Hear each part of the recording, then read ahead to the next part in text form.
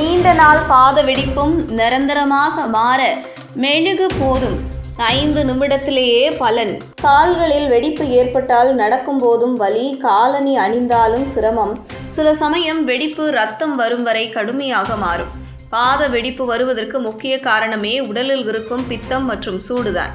இவற்றை சரி செய்ய உடலுக்குள் நாம் எடுத்துக்கொள்ளும் உணவுகளின் மூலமும் கால் பாதங்களில் பித்த வெடிப்பு மறையும். மேலும் பாதங்களில் பித்த வெடிப்பு இருந்தால் பார்க்கும் பொழுதே சங்கடமாக இருக்கும்.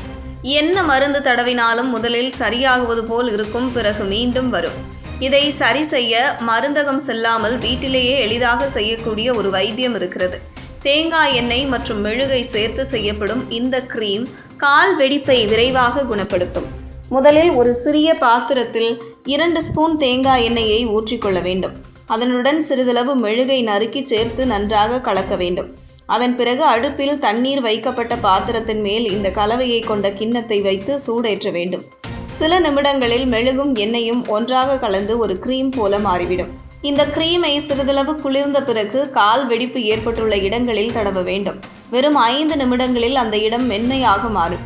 தினமும் ஒரு முறை இந்த கிரீமை தடவி வந்தால் வெடிப்புகள் முற்றிலும் குணமாகி கால்கள் அழகாகவும் சுத்தமாகவும் மாறும். இதை தொடர்ந்து செய்வதால் விலை உயர்ந்த கிரீம்களோ மருந்துகளோ தேவைப்படாது. மேலும் இந்த கிரீமை பயன்படுத்துவதற்கு முன் கால்களை சுத்தமாக வைத்துக் கொள்ள வேண்டும்.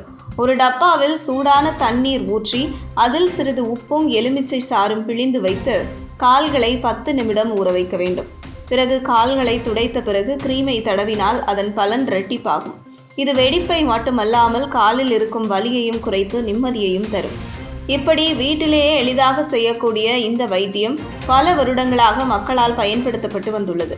இயற்கையான பொருட்களால் தயாரிக்கப்பட்டதால் எந்தவித பக்க விளைவுகளும் இல்லை. இதை தொடர்ந்து செய்து வந்தால் வெடிப்பு இல்லாத மென்மையான அழகான கால்களை பெறுவது உறுதி.